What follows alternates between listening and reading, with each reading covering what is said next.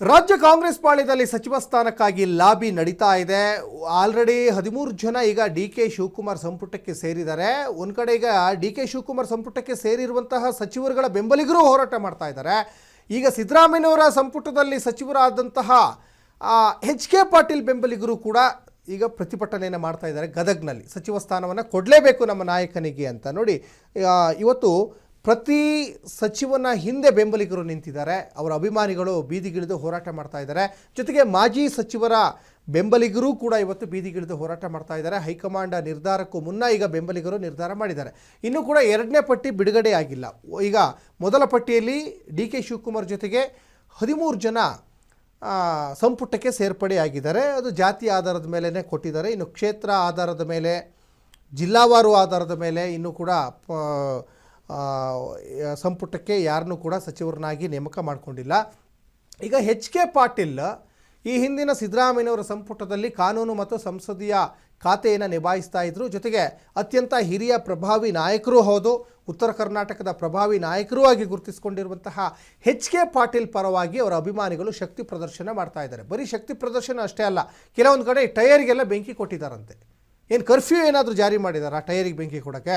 ನೋಡಿ, ಇದೆಲ್ಲ ಒಂಥರ ಅತಿರೇಕ ಇದು. ಹಾಗಾಗಿ ಸಂಬಂಧಪಟ್ಟಂಥ ಸಚಿವರುಗಳು ಯಾರು ಪರವಾಗಿ ಪ್ರತಿಭಟನೆ ಮಾಡ್ತಾ ಇದ್ದಾರಲ್ಲ, ಎಚ್.ಕೆ. ಪಾಟೀಲ್ ದಯಮಾಡಿ ತಮ್ಮ ಅಭಿಮಾನಿಗಳಿಗೆ ಒಂದು ಕಿವಿ ಮಾತನ್ನು ಹೇಳಿ, ಈ ಟೈರ್ಗಳನ್ನೆಲ್ಲ ಸುಟ್ಟು ಅಥವಾ ರೋಡ್ನೆಲ್ಲ ಬ್ಲಾಕ್ ಮಾಡಿ ಪ್ರತಿಭಟನೆ ಮಾಡುವಂಥ ಅತ್ಯವಶ್ಯಕತೆ ಇರಲ್ಲ. ನೀವೇನೇ ಪ್ರತಿಭಟನೆ ಮಾಡಿದರೂ ಕೂಡ ಹೈಕಮಾಂಡ್ ಏನು ಡಿಸಿಷನ್ ತಗೊಳುತ್ತೆ ಅದೇ ಫೈನಲ್ ಆಗಿರ್ತದೆ. ಅದು ಯಾವುದೇ ಪ್ರಭಾವಿ ನಾಯಕರಾಗಿದ್ದರೂ ಕೂಡ ಅಷ್ಟೇ. ಮೊನ್ನೆ ಸಚಿವ ಸ್ಥಾನ ಸಿಕ್ಕಿದ ತಕ್ಷಣವೇ ರಾಮಲಿಂಗಾರೆಡ್ಡಿ 8 ಬಾರಿ ಬೆಂಗಳೂರಿನ ಶಾಸಕರಾಗಿದ್ದರು. ಬೆಂಗಳೂರಿನವರೇ, ಬೆಂಗಳೂರು ನಗರಾಭಿವೃದ್ಧಿ ಖಾತೆ ಕೊಡಲಿಲ್ಲ ಅಂತ ಹೇಳ್ಬಿಟ್ಟು ರಾಜೀನಾಮೆ ಕೊಟ್ಟರು. 24 ಗಂಟೆ ಒಳಗಡೆ ತಮಿಳ್ನಾಡಿಗೆ ಹೋಗಿದ್ರಂತೆ, ಮೊಬೈಲೆಲ್ಲ ಸ್ವಿಚ್ ಆಫ್ ಮಾಡಿ.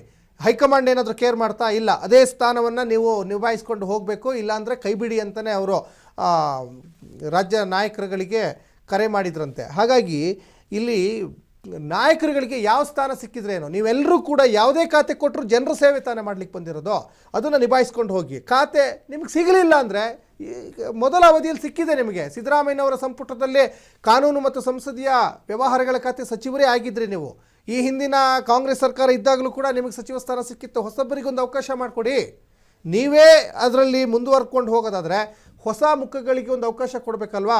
ಅದು ಯಾವಾಗ ಕೊಡ್ತೀರಾ? ಹಾಗಾಗಿ ಗದಗ್ನಲ್ಲಿ ಬೃಹತ್ ಪ್ರತಿಭಟನೆ ಮೂಲಕ ಹೈಕಮಾಂಡ್ಗೆ ಸಂದೇಶ ರವಾನೆ ಆಗಿದೆ ಅನ್ನೋದು ಕೂಡ ಇಲ್ಲಿ ಗೊತ್ತಾಗ್ತಾ ಇದೆ. ಟೈರ್ಗಳಿಗೂ ಕೂಡ ಬೆಂಕಿಯನ್ನು ಹಚ್ಚಿದಾರಂತೆ. ಇನ್ನು ಕಾಟನ್ ಸೇಲ್ ಸೊಸೈಟಿಯಿಂದ ಮುಳುಗುಂದ ನಾಕಾವರೆಗೂ ಕೂಡ ಪ್ರತಿಭಟನೆಯನ್ನು ಮಾಡಿದರು. ಇಲ್ಲಿ ಎಚ್.ಕೆ. ಪಾಟೀಲ್ ಮತ್ತು ಜಿ.ಎಸ್. ಪಾಟೀಲ್ ಇವರಿಬ್ಬರ ನಡುವೆ ಈಗ ಸಾಕಷ್ಟು ಪೈಪೋಟಿ ನಡೀತಾ ಇದೆ. ಒಂದು ಕಡೆ ಎಚ್.ಕೆ. ಪಾಟೀಲ್ ಬೆಂಬಲಿಗರು ಎಚ್.ಕೆ. ಪಾಟೀಲ್ಗೆ ಟಿಕೆಟ್ ಕೊಡಬೇಕು ಅಂತ, ಜಿ.ಎಸ್. ಪಾಟೀಲ್ ಬೆಂಬಲಿಗರು ಜಿ.ಎಸ್. ಪಾಟೀಲ್ಗೆ ಟಿಕೆಟ್ ಕೊಡಬೇಕು ಅಂತ ನೋಡ್ತಾ ಇದ್ದಾರೆ. ಹೈಕಮಾಂಡ್ ಏನು ತೀರ್ಮಾನ ಮಾಡ್ತದೆ ಅನ್ನೋದು ಸದ್ಯಕ್ಕಿರುವಂತಹ ಕುತೂಹಲ.